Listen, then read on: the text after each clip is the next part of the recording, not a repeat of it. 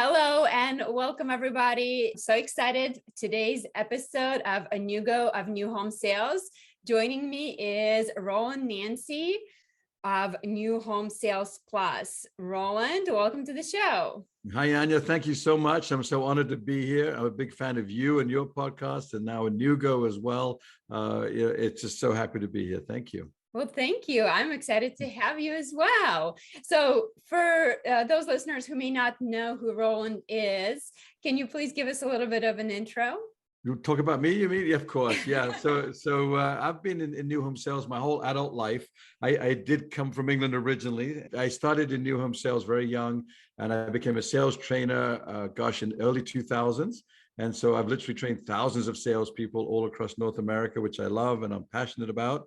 I did go back and become a sales director for about 4 years for a luxury home builder, which helped me really retool and modernize my training. And then I started my own company, New Home Sales Plus, about 4 years ago. And I'm very blessed. I work with builders all over the country on a daily basis, either in person when I fly there or on Zooms and so forth. So I get to work with builders everywhere and find out what's current, which is a joy. Very cool. And so what I love about Roland is that he actually sold on site for many, many years. So tell us a little bit more about that. Well, thank you. Yeah, so that I believe is something that does differentiate me. I'm very proud to be a salesperson. In the mid 80s, 90s, 2000s, I was an active salesperson, sold almost $1 billion worth of new home sales, but it just means that I really got to practice. And so I always embraced training. When I was a salesperson, I was looking for trainers, and I would sort of assimilate what they taught me and then try my own stuff out. So everything that I teach really is authentic. It's proven. I've tried it myself. And of course, now I like to adjust to whatever the market is and meet clients where they're at. So I'm always adjusting and trying to stay relevant. But everything that I talk about, I've done myself. In fact, I love selling. There's nothing like the thrill of working with a client and helping them build their dream home and the thrill of them moving in. So you've been through quite a few market cycles through your career, I can imagine. So True. Now to add to all of your accomplishments, now you're a published author. Well, thank you very much. Congratulations. Yes, there we go. I appreciate the shout out for that. Yeah. Mastery of Selling for New Homes. So That's quite a book. Thank you. It is. I'm very happy to put all this in writing. So it is truly an A to Z for new home salespeople. You know, and we're finding that the market is shifting literally this week with rates going up and up and up. And so everything in this book will really help you to succeed in the market we're in. So is that for somebody who is starting out in new home sales, so they can pick up and kind of go through as a manual, or who's this book written for really? It's a great question. It really is. And so it's both. I know as a salesperson, I want to have it both ways, but it really is. So if I realize that if you're brand new in new home sales, I couldn't find a book that you could buy that covered everything. There was a book many years ago by a guy called Dave Stone, who's sadly is long gone, and he tried to do that, but that was back in the 60s. So this is the first book I know of that really is an A to Z for brand new salespeople. What I'm finding though is that the market has been so strong, as we all know, in the last couple of years, that even seasoned salespeople haven't used a lot of their selling skills. You know, they're dealing so much with wait lists and pauses and construction, and then they're just calling people on their wait list, and the first 5 or 6 get a home that month or whatever. So what I'm hearing is that quite a lot of their skills have been atrophying.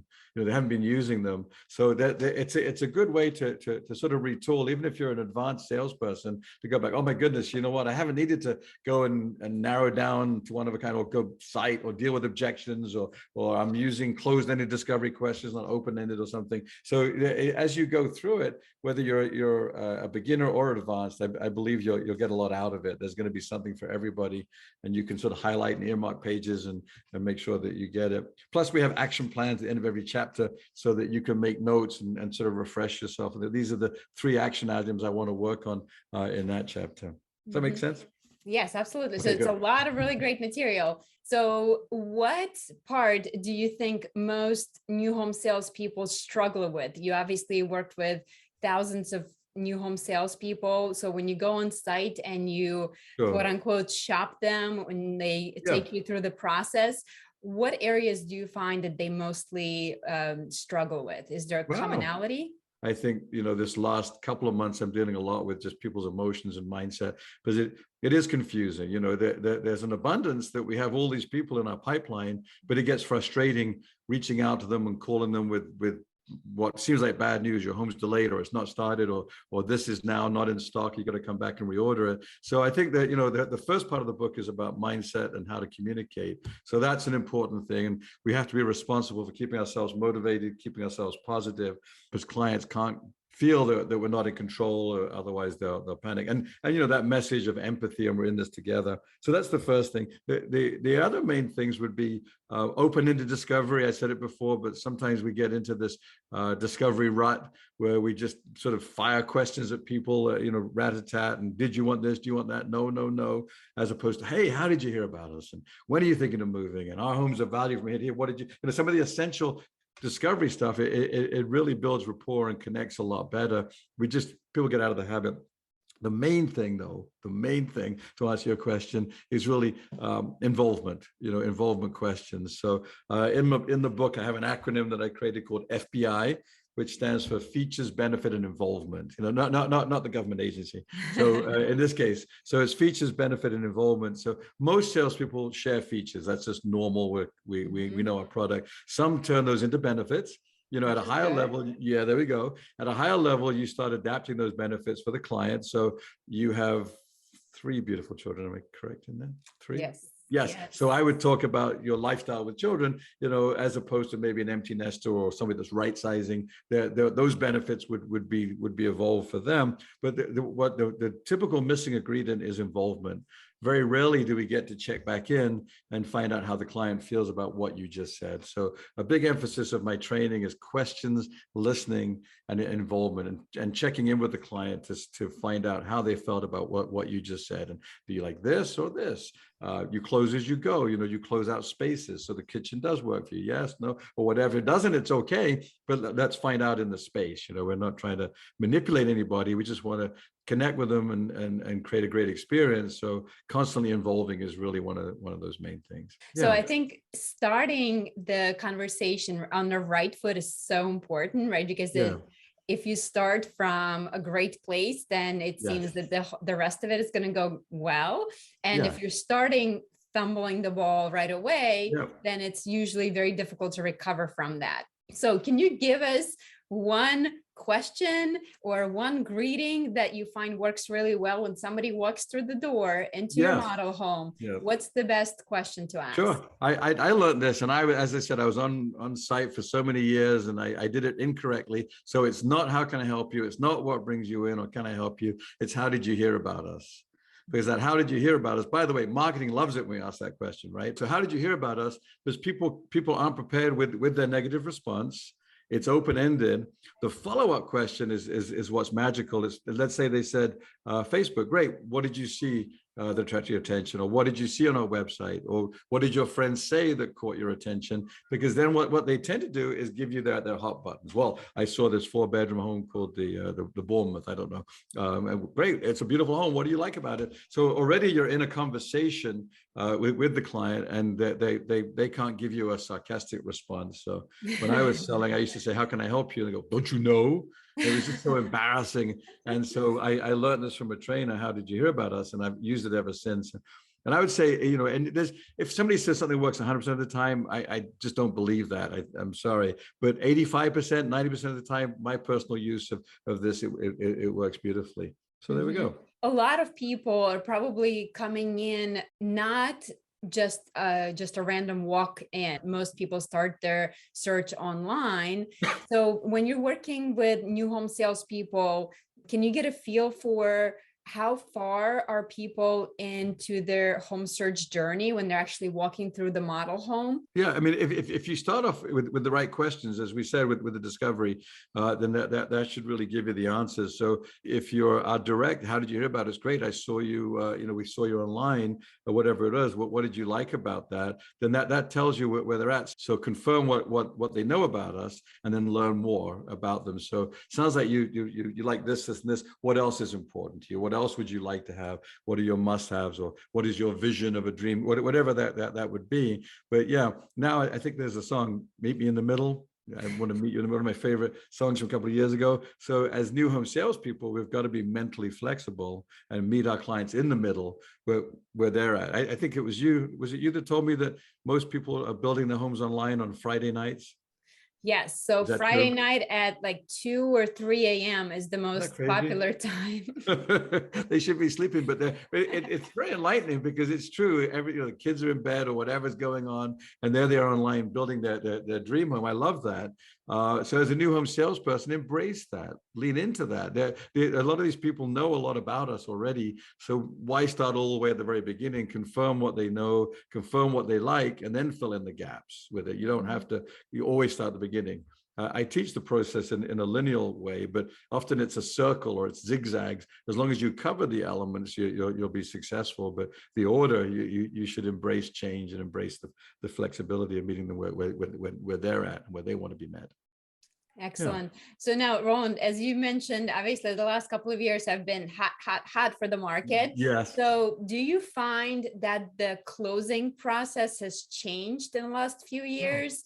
Is there an expectation that when this person is walking out of here, they are basically buying this home? What do you see? This isn't a criticism. It's not fair to criticize salespeople for being in the right place at the right time and working for their builder.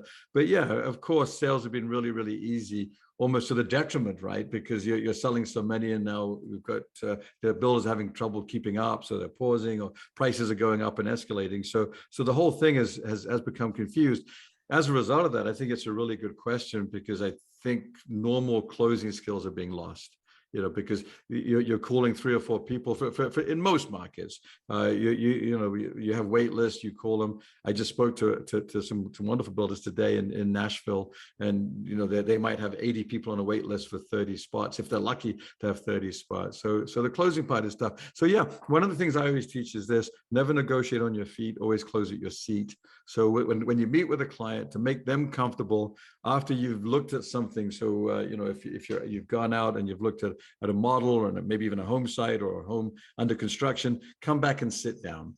If you're standing up, that's it. Your movie is ending at the end of Act 2, basically saying, okay, off you go, thank you very much. If you sit them down, now you can take them seriously, and hopefully you have a home to sell to them. And you can say, this is the home you like, this is the home site, here's some stuff you'd like in it, here's your approximate monthly investment. Sometimes you're just selling the process and an idea of what's coming next. So maybe you're not selling a home, but you can still close on something, which is, hey, this is how it works, here's our process, we're going to have a release of homes in about 3 weeks. Would you like to be on that list and give you priority? Great. So then I will reach out to you and invite you back, or whatever that process. So you're still closing on something.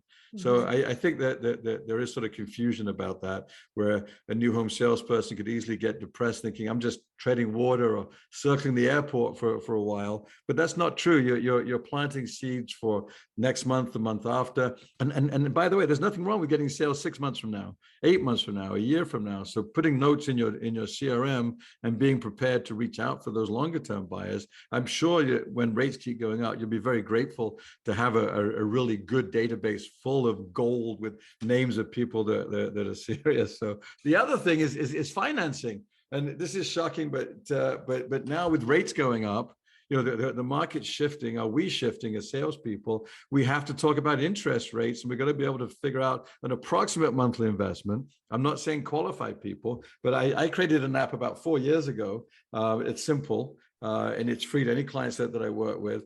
And it's the world's simplest mortgage calculator. Let me show you. It's called New Home Sales Plus. Here it is. And basically, it's not to qualify, but to guide people. So if a client is coming in, you can say, great, let's talk about a value range you want to stay within, how much down or initial investment. Let me put in today's rate, and here's approximately what we should be looking at in terms of home. The thing I love is, and there's a disclaimer, we're not qualifying, it's just for estimate. But the thing I love is that you can forward it immediately to the client with all your contact info. So when you sign up for the app. So how do they get to this app? So you know what, for the next 90 days, I'd be happy if anybody emails me. I'd be happy to give them a free access to the app. So you can email me at roland@newhomesalesplus.com. So roland@newhomesalesplus.com, and we'll send you an email with a link for the app and the free code, because we have to give you some numbers to be able to go there. I'm not actively selling it right now, Because I feel it's sort of an asset of working with me as a trainer that we've come up with this app. It's got other things it does, by the way. It's got the cost of waiting. It has reduced to the ridiculous. So if somebody is negotiating or whatever over a number like $10,000, you can say, look, $10,000, it's $1.55 a day for today's interest rate. So, it's got these other things all around numbers, to make it easy. But you asked about training and closing and how that would be different. So to bring it back to that, the market's shifting. Financing is important again. You will lose sales. People will cancel or they'll lose because they think they can't go any higher. So your ability as a salesperson to talk real numbers is going to be very helpful. Yes. What do you think on that? I agree. So one of the things, and I started my career at Ryan Homes. One of the things that they did was they did teach us how to quote unquote pre-qualify somebody. Again, we were not loan officers, obviously, but we had to know how to calculate the front end and the back end ratio by hand without a calculator. Sure, and that was part of the process to get you up to speed to allow you to sell homes. You have to pass, a quote unquote demo day where a sales manager would come in, pretend to be a customer, and they would give you a scenario, a real world scenario, and you had to basically come up with what monthly payment they could afford. You had to get as many answers to your assets, your liabilities in order to calculate that. So I think that's very important. And I don't think many people know how to do that. And I think industry-wide, Ryan Homes are typically known for their sales skills. And I think that is a big part of why, because they go beyond the surface level. They ask the uncomfortable questions, and sometimes you have to do that. Yeah, and it's a really good point. I think that we all have to stretch, including me, out of my comfort zone and change as much as I can, or grow and develop. And I think that I've met salespeople. I don't do that. I don't do financing. So okay, but then you are now not going to really. I don't survive, but you aren't going to thrive. That's for sure. In the market that we came up to, your ability to do what you do, or even a part of what you did, and at least be able to get to guide them and say, okay, so the approximate monthly investment would be from here to here. Is that okay? Are we comfortable with that? Of course, they still have to qualify. That ability to do that is going to be a game changer coming up in the next year. So that's awesome that you learn that. Those are the skills that really need to become habits, right? Early on, and that's what it's all about, is creating sales habits that are effective for all markets, not just the one that we're in. Yeah, well, obviously, speaking of habits, it's very, very easy to lose those good habits while the market is booming, especially for new salespeople who started selling homes in the last couple of years, or even in the last 5 years. I mean, the market's been going up and up and up, and demand's been great, and they can be very easily mistaken to think that I'm the world's greatest salesperson, right? Because I'm selling homes left and right. And once the market changes, which we're already starting to see some signs of market changes, that can be a harsh reality to come back to. So I think it's really important to not abandon the art of sales. There we go. Thank you. Yeah, art of sales, which sounds a bit like the mastery of selling. So here's a little encyclopedia for you. There's something for everybody on it. So it should be on every shelf, quite frankly, for new home salespeople to have this. And you can go back to go, oh, you know what? I do need to do that again. So yeah, I agree. I think it's awesome. Yeah, and the book is available on Amazon. So if you guys want to check that out, or you can always go to Roland's website. I'll be sure to link that in the show notes. But I know that you're doing something even more. If somebody wants to be in person and learn from you, I'm really excited that we're going back to sunny Florida this year for round 2 of the Tropical Sales Retreat. Yes. So tell us about that. Okay, great. Yeah. So you were part of the inaugural retreat last year. My idea really was that yes, the market's good, but it's stressful. Everyone's stressed, right? I mean, we saw the Oscars this week, and my goodness, strange things are happening everywhere that we don't expect. People are just sort of are stressed. They're bursting at the seams. So my whole idea was let's have a retreat on the beach. It's always on the beach, and have lots of great trainers, lots of content, but also make it a fun, relaxing environment. So we're doing it again. I moved it to November because some parade of homes are in October. So it's November 2nd, 3rd, 4th. It's going to be at the Hilton Clearwater beach resort and spa, which is in Clearwater Beach. So you fly into Tampa. It's a beautiful beach. The hotel is literally on the beach. It's not across from the beach. You wake up in the morning, toes in the sand, you go swimming and everything. All of our meals will be at a restaurant right on the beach. So I just love the idea of the ocean and sort of relaxation. So far, so Who good. doesn't like that idea, Well, right? there we go. Especially Yeah, in in November. November.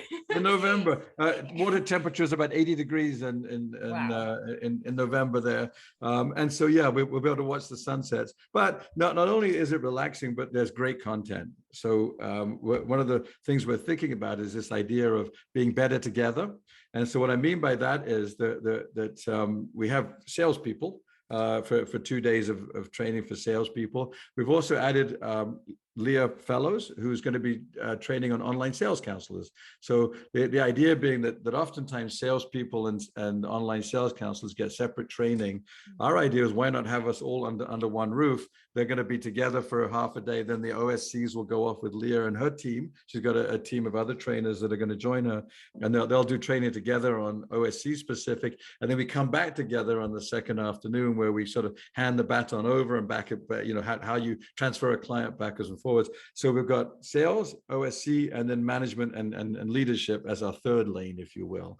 And so there's overlapping a little bit on day 2 with the managers, but then we have an amazing management training. We've got you, of course, involved again, talking technology. I'm sure you'll have a little team. We have wonderful marketing experts, Blue Tangerine, Kevin Oakley, of Do You Convert, that are absolute experts talking about marketing. Kimberly Mackey is working on leadership, as well as myself and Tom D'Addario on leadership.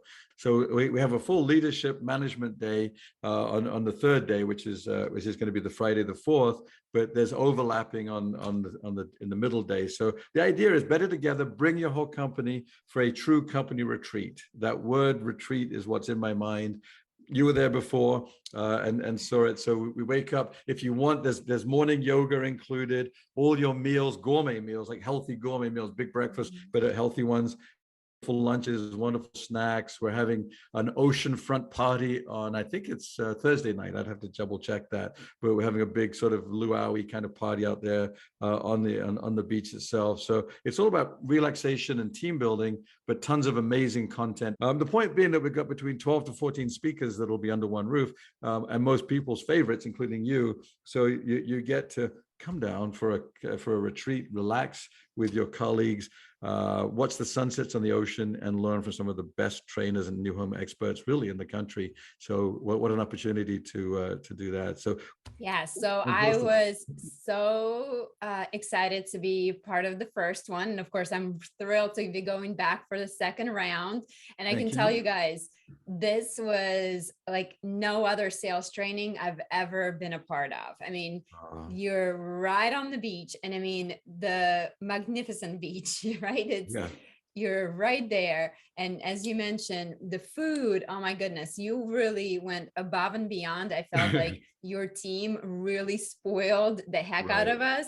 And it was just, I felt like I was at a 5-star resort being pampered. Oh, did you? Oh, that's so nice to hear. With Abby Lacatino, who is my virtual manager, and she cares about the details like I do.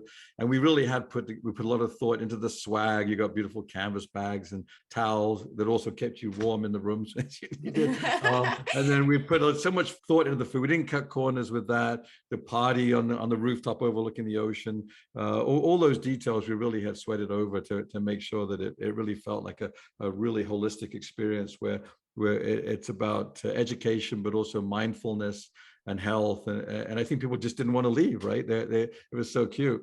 Yes, absolutely. I wish we had more time to stay afterwards. So this time I'm definitely going to extend my stay for the weekend and bring my husband along. And actually, I'm going to be celebrating my birthday. Oh, is that right? Oh, congratulations. Yes, so 29 again? Yeah, 29, turning 30. There we go. So yes, the big 3-0, I wish. So it's going to be exciting to be a part of that again. And I love the idea that you're bringing the sales people and the OSCs together, because you're so right. I think that usually the training for them is separate. And one of the biggest issues that we know is that handoff from the OSC to salespeople, and sometimes there's some Yeah. animosity between There is, the yeah. two, right? Because When to let go and whose lead is it and who follows up, and it's yeah, a so great this point. is a great that you are bringing them together to really talk through the process. Yeah, And if you guys know Leah Fellows of Blue Gypsy Inc., she Blue is Gypsy. excellent. So she's been on my podcast before, and she has her good. own company, obviously specializing in Yeah. OSC training and setup. So you're literally going to be learning from the best of the best. And of course, Alexis Udine with Group 2. She's been in a role for a long time herself, and she now teaches OSCs, providing some of that best training as well. Right. So yeah, so I'm really, really Thank excited you. to see that you are bringing the sales and the OSCs together. We're definitely much better together. There we So go. if you guys are burned out, and I'm sure you have been burned out over the last couple of years, this is a great excuse to have your boss send you on a tropical retreat. But hey, it's not really vacation because you're actually learning. Exactly. So you get it right. It's a great combination of fun and learning and education, and you can make your own fun. I mean, come on, we're gonna end at 4:30 on the sales training day, so you have plenty of time to go to the beach. There's lots of great restaurants and fun stuff to do. Abby and I chose this location specifically because A, it's on the beach, B, there's fun stuff to do in the area you can walk to. So it's like a mini vacation, but you're all in it together, as you said. That's really our idea. It's better together. So bring your OSC so there isn't that animosity. We're in it together. Bring marketing. I mean, my goodness, you're going to learn from you and Kevin, of course, and others that are there. And also look at the latest technology. Sometimes when you go to a builder show or something, you're going to meet that person, they're represented for 5 minutes. Here, you're going to hang out, have lunch with them, have dinners with them, really get to know it. So for example, with the Nugo, you can do a proper demonstration. You'll have time to really connect with people, and vice versa. You'll come out of there with a real connection with the managers and the owners that are making decisions. So I think it's just a win-win on all fronts. It's a fun thing to look forward to. Pro Builder Magazine has been amazing. They're our official media sponsor. So we really want people from those colder parts of the country, when it's November in Fargo or Iowa or Idaho or somewhere. Minnesota. Well, is it right? There we go. I guess I get spoiled living in Miami so long. But when it gets cold, come down to the retreat. And we're going to do it every year is our goal. And we're going to keep the core trainers like that, like yourself, that are so popular, but, try to mix it up a little bit. But yeah, I mean, add lanes, so OSC, sales, management, leadership, technology, marketing. Where else can you get that under one beautiful roof, all on the ocean? So it's fun. Yeah, it's really nice that you're bringing everybody together. And what I also loved about the setup was, obviously you have sponsors who are helping make this possible. And typically you'll find sponsors at their tables, and you can stop by. But what I loved was that you got them involved. So they were part of the discussion during the sales training. I think that's really important for both the salespeople, OSCs, as well as the sponsors, because you really become part of that discussion and you understand what is happening, what is timely, what is relevant right now. And as we know, in new home sales, what's happening on one side of the country right now is probably going to be happening on the other side of the country. So it is interesting to get that perspective from multiple different people who are not necessarily in the same role as you are. And they really challenge you to think differently and open your mind to be the best we can possibly be. Great points. It sort of happened organically, as most things do for me anyway. Ideas come to you and you go, well, let's just do it this way.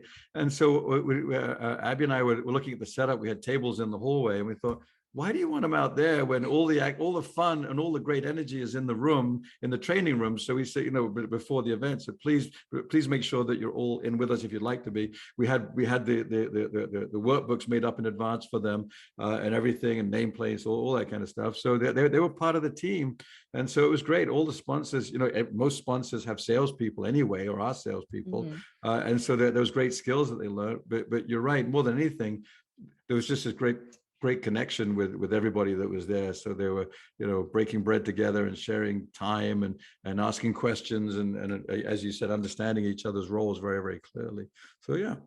it was a neat idea. If you're interested in learning more and being part of the retreat, I certainly recommend that you do that. I will be sure to link the website in the show notes. As we wrap up, Roland, is there anything else that you'd like to add? Is there anything that you're seeing kind of happening in the industry that we should be paying attention to, or anything else that you're a part of that we should be aware of? Great question. Yeah, I think that we really, really have to pay attention to our mindset, our motivation, and what we're putting into ourselves, if you will. I think I've taken for granted that we're able to do that naturally as humans, and I forget how much motivation. I mean, I set goals this year, and I go for walks and listen to my audibles with Jack Canfield's Success Principles, or it might be Tony Robbins or whatever. So I guess what I'm trying to say is put good stuff inside, because you really need it now. It is stressful. I mean, we thought we're over the stress, with COVID and whatever, but now we've got other stresses. So I think we should really definitely work on processes and systems, and that's motivational, but also just keep yourself positive, pay attention to clues. If you're feeling burnt out, talk to somebody. If you can do whatever you like to do a lot of, for you and me, we like our own families a lot. We're blessed, and a lot of people don't like their families. I mean, if you don't have kids, we have kids is what I'm trying to say. They're okay. They're okay. No, I'm obsessed by Max, and I spend all my spare time going to car shows with my boy. That's my happy place. I purposefully want to spend time with him. So we have to nurture ourselves, take care of ourselves. Times are stressful. Educate yourself, but also work on your mindset and recognize, garbage in, garbage out. What you put in is really important. So surround yourself by positive thoughts, positive people, positive habits. This year more than ever, I think you're going to need them. And when we see you on the retreat, we'll keep working on that to help you sort of nurture your spirit and keep yourself positive, because it's important to pay attention to those things. So as we say goodbye, if somebody is feeling burnt out, or they feel like they've lost the passion for sales, we know sales is a really, really challenging. I think it's one of the most challenging professions you can be in. You can feel that you're on this wheel and it's reset every month and it's over and over the same thing. So is there a quick tip or trick that you can recommend for somebody to very quickly reset their point of view to find the love, the passion for the sales profession? Yes, I suppose so. No one's ever asked me that question quite that way, but you have to be passionate, because if not, it's transparent. So I just think really looking at your model and your builder every day, as though it's the first time that you've worked there. When you pull up in the driveway or wherever you're parking, having a look at the model, and then go through a gratitude list. Just count 10 things that you're grateful for that day. It's what I do. It sounds corny, but it seems to work very well. I'll sort of reset and go, okay, what am I grateful for? I'm grateful that I have a builder that's standing behind what we're doing. I'm grateful for this opportunity. I'm grateful that I have a wait list and an abundant whatever group of buyers. I get the stresses, but you sort of have to reset and be positive and grateful for what you're doing. I love that. Yes. Yeah. So a gratitude list every day, amongst whatever else you're doing, whether you're meditating, if you have time, or praying, or getting yourself set, but also just looking at your situation and being grateful for it and finding all those positives. And then you can lean in and embrace some of those negatives and feel better. When you're in sales, you have to be passionate and have the right energy, because it'll come up, be very apparent to people if you don't, are very transparent, that you're not harmonious, you're not in a good frame of mind. So there we go. I focused a lot on skills, on processes and systems, but also when I'm with you, I want to lift you up, build you up, inspire you, make you feel good and have fun, because otherwise, what are we doing if we can't have fun together? And if you guys have ever sat through a training session of Roland's, you know that his British humor always comes through. So that's something that I absolutely love about you. It's never a dull moment.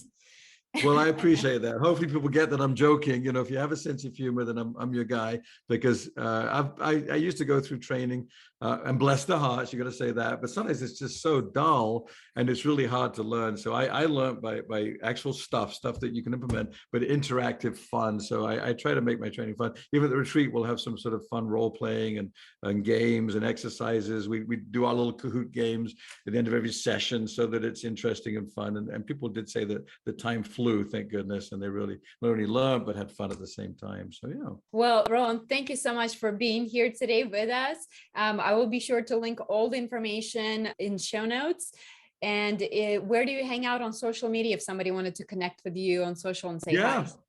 I'm on Facebook, LinkedIn, Instagram, those three. Awesome. So thank you so much for being here today, and see you in sunny Florida. All right. I can't wait to see you in November. Thanks so much for inviting me. I really enjoyed it. You're doing a great job. Keep it up. We're very lucky to have you in the industry. Well, thank you. I appreciate that. It's very kind of you, Roland. Same back at you. So talk soon. Thanks so much. All right. Bye.